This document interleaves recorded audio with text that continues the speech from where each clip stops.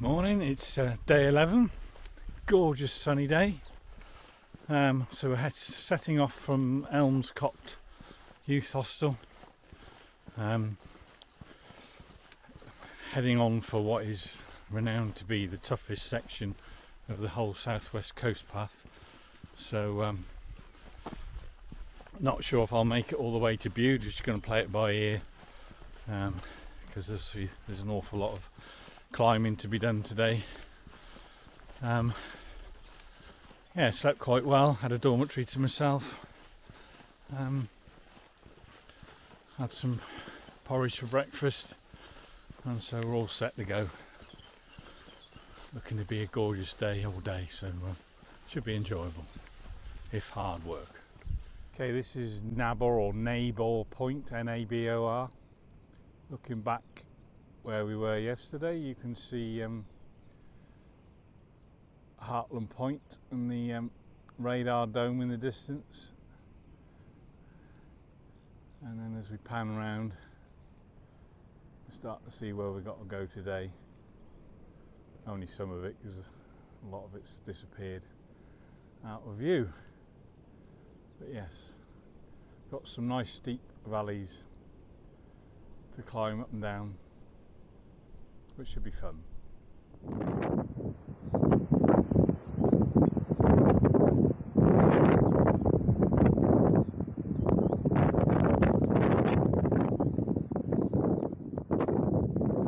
Okay, we're just starting to drop down into the first of our steep-sided valleys. I think this one's called Welcome Mount.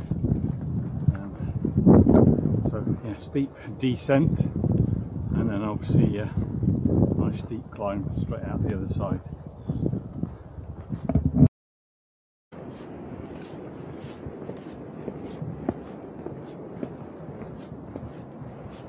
This is the bottom of Welcome Mount.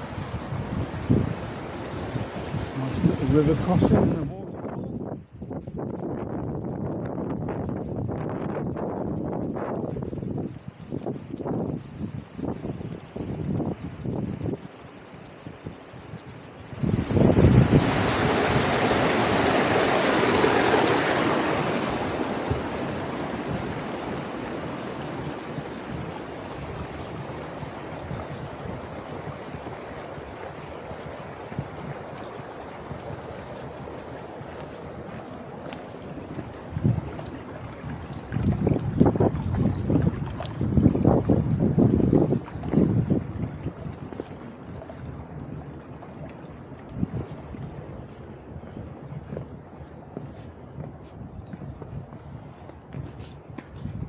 Wasn't easy when you've got tight calves and Achilles tendons, but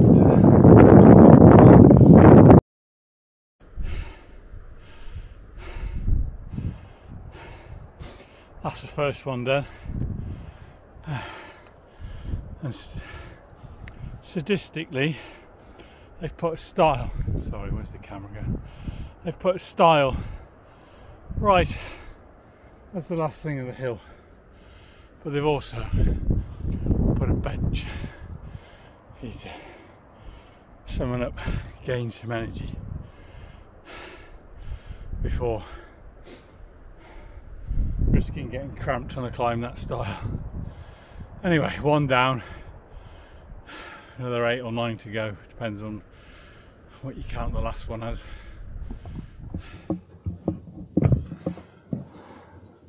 This is Ronald Duncan's writing hut. On a day like today, you can see why he would sit here. I don't know much about him. I know he's a poet and a playwright, but that's about it. Any of his actual works, and I haven't got a clue. They've put a few of them up here. But yeah, I'm not really, if I'm honest with you, into poetry. But yeah. Be a good place to stop if you were if it was peeing down with rain, definitely. Nice little bench out here as well.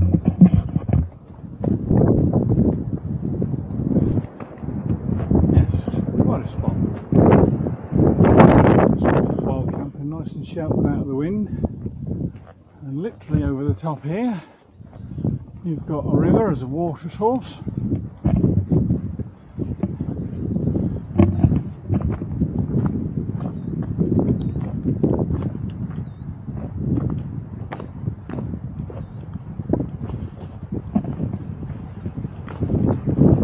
And then, significantly,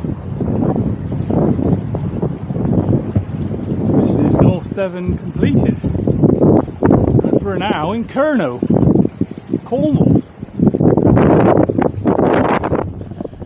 That's number 2 done. Not as steep, but a longer ascent. Stupid camera. Stop mucking about.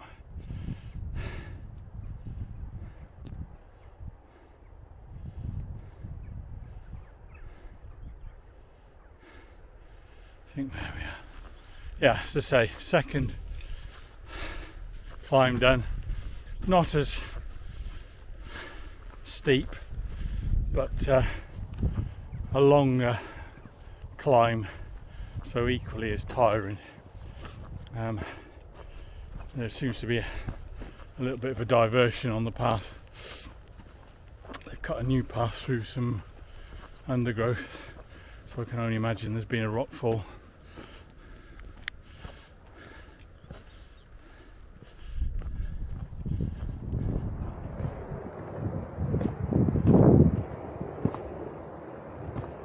Just 1 or 2 steps to get down. Yeah, the state of that. And then all the way back up. It's number 3 done. Again, not quite as brutal as the first one, but still enough to get your heart rate going. I think we've got a bit of a walking along the tops for a while now. That's a mistaken.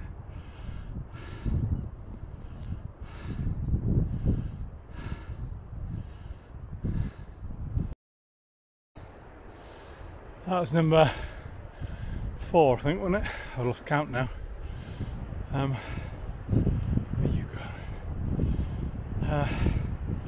Yeah, a real calf killer, that one. Quite short, brutal ascent. I'll turn the camera around, but you can't really see very much.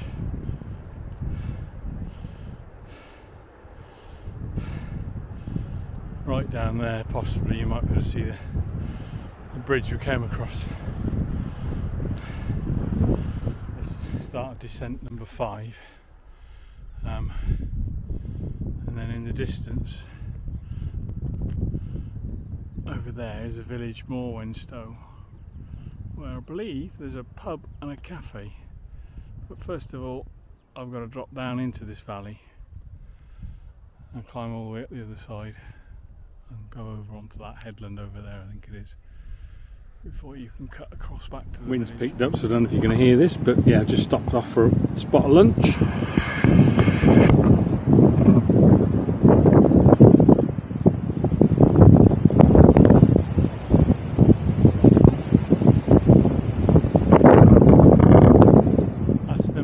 Done, but having obviously stopped at the bottom for a spot of lunch and a rest, that wasn't too bad. Still a tiny bit more climbing to do, but over the worst of it.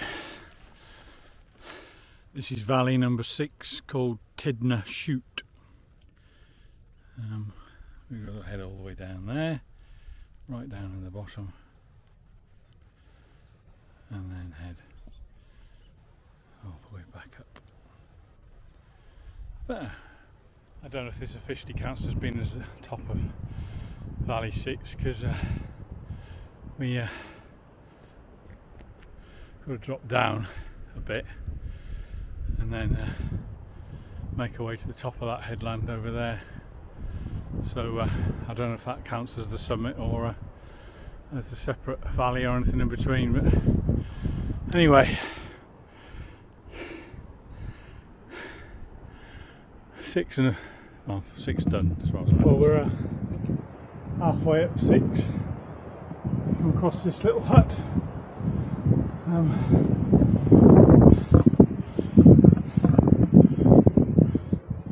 suppose it would do as an emergency overnight shop. You could put your tent up in there. Yeah, just about fit my tent in there.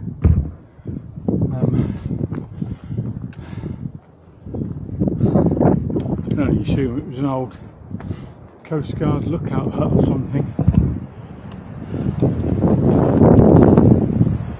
Pretty spectacular scenery around here. Lovely day again.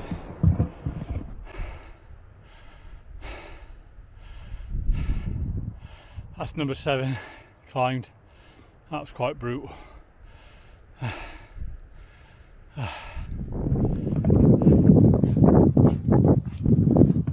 Someone around here is quite keen on watching Sky Film, I think.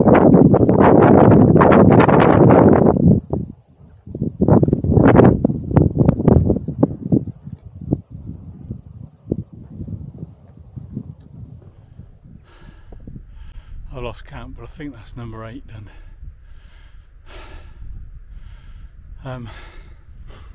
That was one of the easy ones actually, because they cut a new zigzaggy path up the hill, but it's still tough. Running out of energy now. I've eaten nuts and cereal bars and stuff like that, but it's yeah, it's getting fatigued now.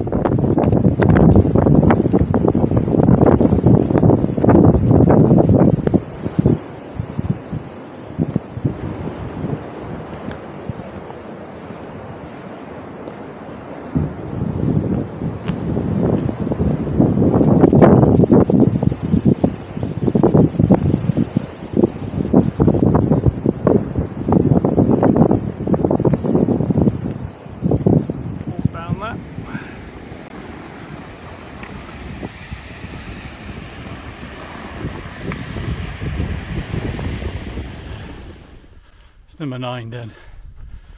I think, although there is a valley to climb, I think that's it for the brutal ones. I hope it is anyway. Shattered. I'm going to sit down for 5 minutes I think, and then try and decide where I'm going to stay tonight.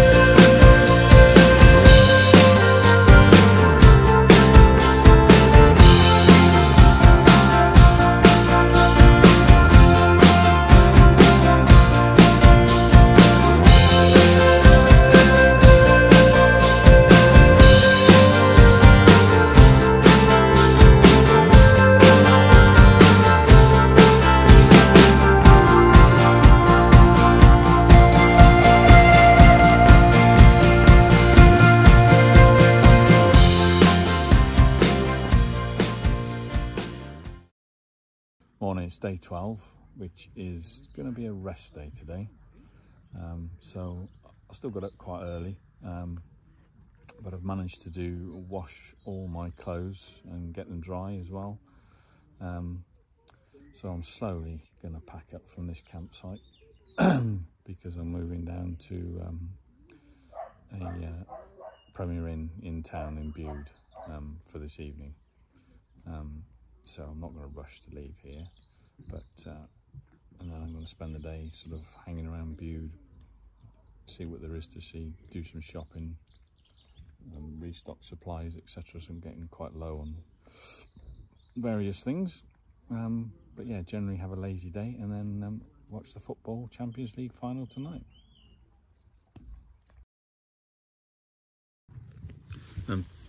Just to recap about yesterday as well, really.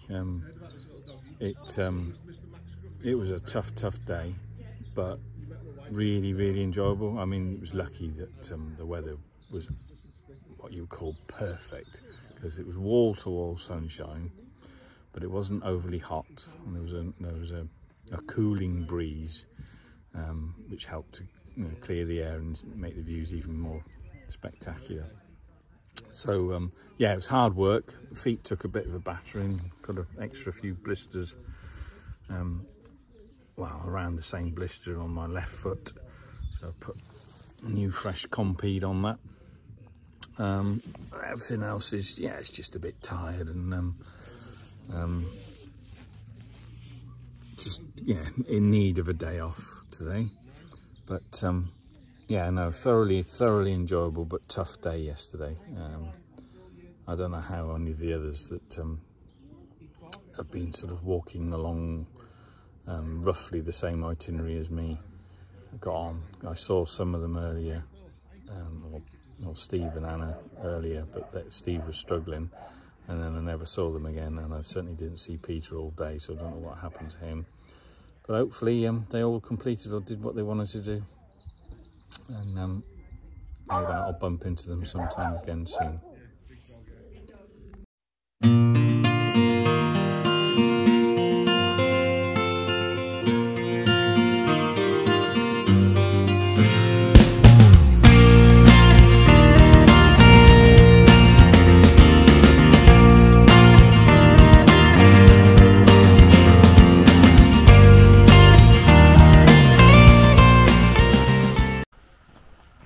Morning, it's Sunday, it's day 13, it's, where are we, 8:45, just leaving Bude now. Had the night in Premier Inn, but I have to say, yesterday afternoon I came down all sort of queasy. I don't think there's anything actually wrong with me, just, you know, just don't feel right. Felt very bloated and full of wind, and consequently haven't slept very well all night. I'm still full of wind this morning. So yeah, just not feeling on it at the moment, but we'll see how the day progresses.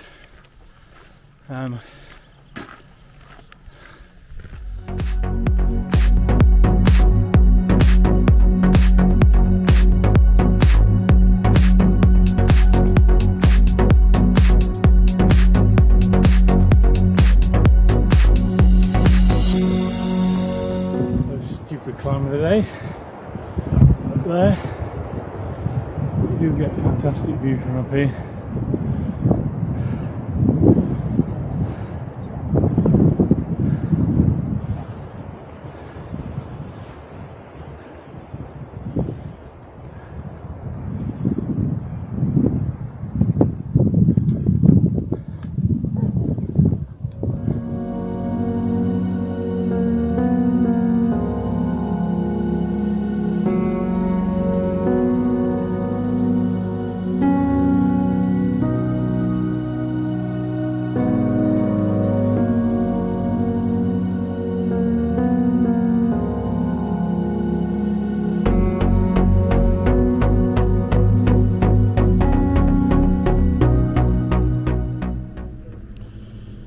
Reached Widemouth Bay.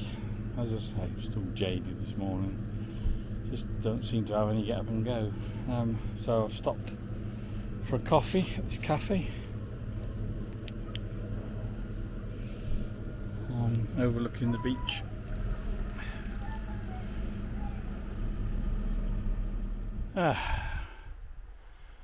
On the tops here, but oh dear. Lots of people were looking at my pack and chuckling as they came past me, and this is why.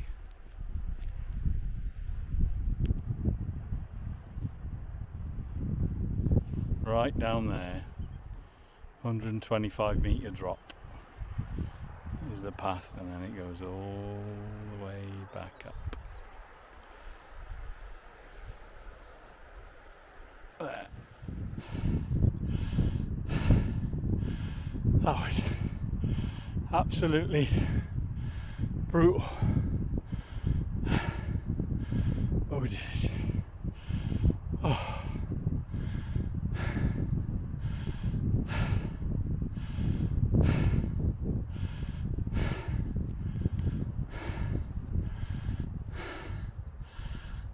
You can't even really begin to see. It literally just runs straight off over the steepest drops, straight down. Oh, I wish I could have filmed myself coming up, but I couldn't hold the camera and use my poles. I definitely needed to use my poles to get up that.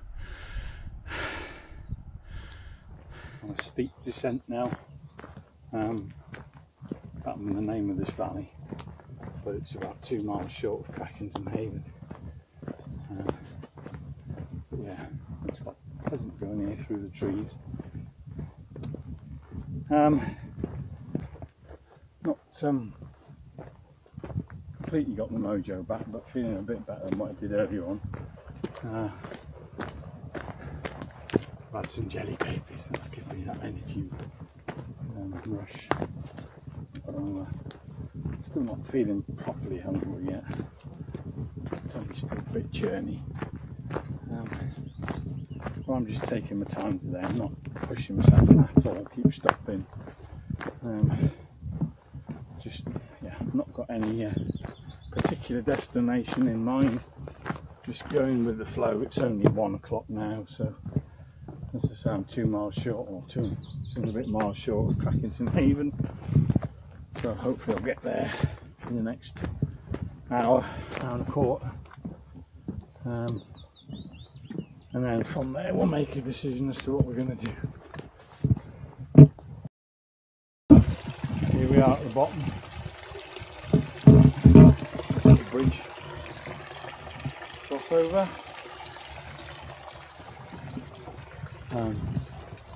And then there's I think I've read somewhere something like 180 steps to climb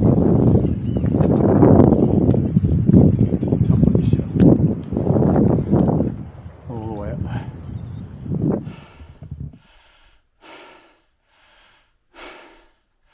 Honestly, I am enjoying this. Oh, that was another killer. Oh, definitely going to have to go through this pack and do another clear out. It just weighs too bloody much.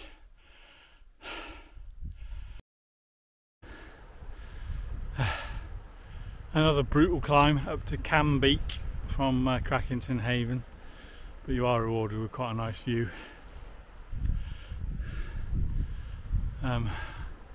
Well, you can see actually a long way, but certainly Tintagel and Boscastle and whatever. But yeah, I don't know if this camera will pick it out, but way into the distance there is land as such, but I couldn't possibly tell you where that is. But, anyway.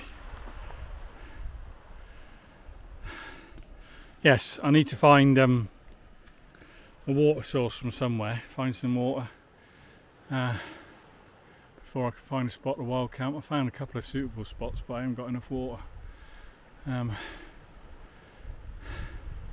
So that might be a bit of an issue. Anyway, we'll see. I've got some company on the hillside. Alright, don't have to run away.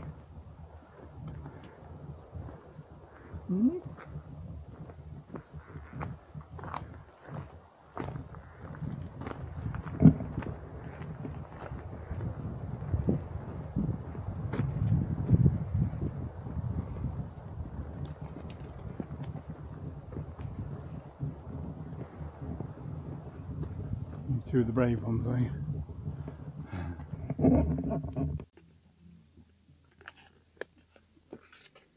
Quick product review.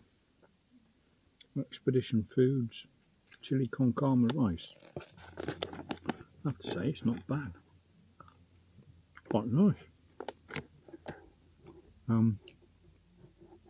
God, absolutely bushed. It's what now? Just gone 7:15, 20 past 7. Got here about I don't know, 25 minutes ago. Excuse me for talking while eating. Absolutely shattered. I don't want my official mileage today. It's going to be around about 14 mile mark, but God, that took some doing. Just wasn't up for it today at all. But anyway, I pushed on. We've nearly got, I forgot the name of this campsite now, Penny something or other, which is not that short, far short of Boscastle. So we did quite well in the end, albeit I've cheated slightly. Missed the last 2 miles out of the coast path and chose a route along a sort of byway in a road that would be slightly less hilly, although I'm not sure it was because it was pretty damn hilly. Anyway, here we are now, lovely sunny evening, quite busy little campsite. I ended up having to get a campsite because I just couldn't find a water source anywhere. I found a couple of spots that would have been nice for wild camping, but I just didn't have enough water to make food or anything. So in the end, I looked at the map and there wasn't much in it to find a proper water source or come to a campsite. So we'll come to a campsite.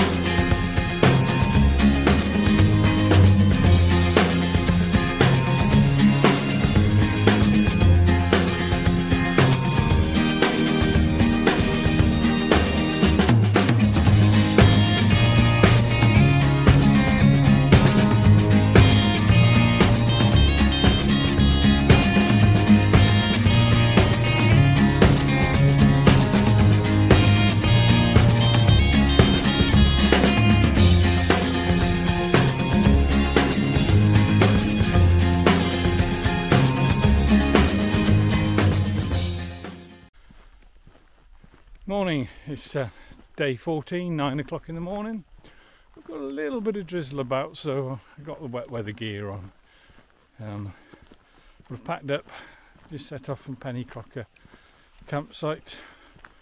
The aim of today is hopefully to get as far as Port Gavern on the outskirts of Port Isaac. But we'll play it by ear. As I say, I don't like to set myself too many targets because we've got to Boscastle and Tintagel to go through, so depends how much time we spend wandering around those places as to whether we'll get to Port Gavern. But anyway, onwards and upwards.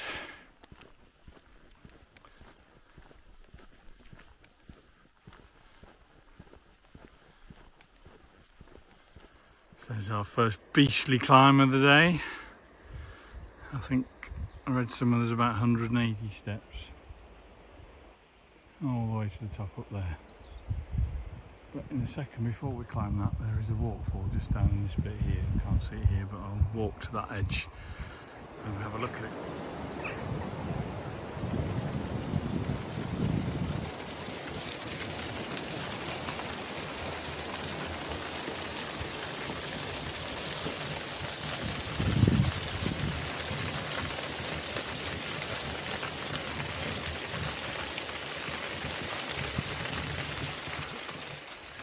What is it?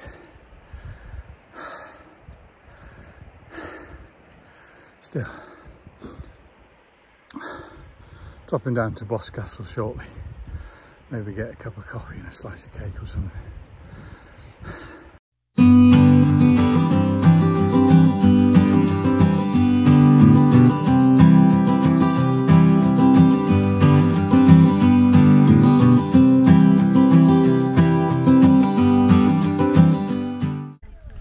This is Boscastle, where they had those devastating floods all those years ago. Just had a cup of coffee in the National Trust Cafe. And now we're about to head back out onto the path.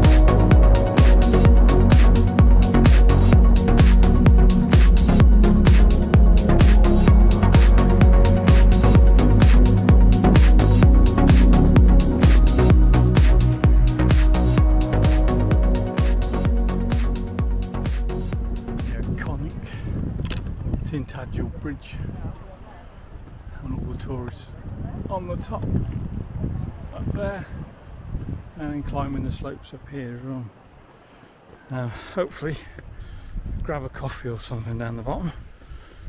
Let's see how busy it is.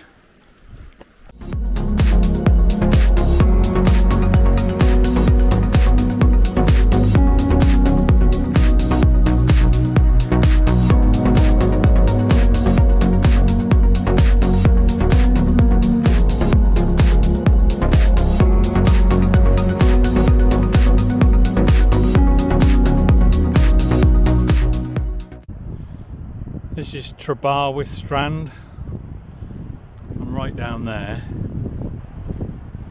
I'm damn certain there's a pint with my name on it. What a curve of a hill from the pub. Cheers, Steve. So it's the end of day 14. I am finally doing a bit of wild camping. Found a lovely spot. I'll put a picture up in a minute. Yeah, I haven't done a huge amount of walking today, as you can probably tell whether my voice is slightly slurred, because I ended up bumping into Steve and Anna, who are also walking the whole path and are on roughly the same itinerary as me, and we ended up having a big session in the pub this afternoon down at oh, I can't even remember the name of the place now. Something, no, I can't remember what it's called, sorry, too pissed. But yeah, they were lucky. Steve tried to negotiate getting 2 rooms, and sod's law, just as he was about to get them, somebody else booked the last room, so those 2 have stayed there. But I'm more than happy where I am. It's actually a nice sheltered little spot, some gorgeous views. Managed to take a couple of pictures of the sunset, and I'll be turning in shortly. It's what time is it now? Just gone 9 o'clock. I'm pretty tired. Got no phone signal down here, so there's nothing really to do as such. I could edit some videos, but I'm trying to save me power bank battery, so I'm not going to waste too much time on that. I'll catch you all tomorrow.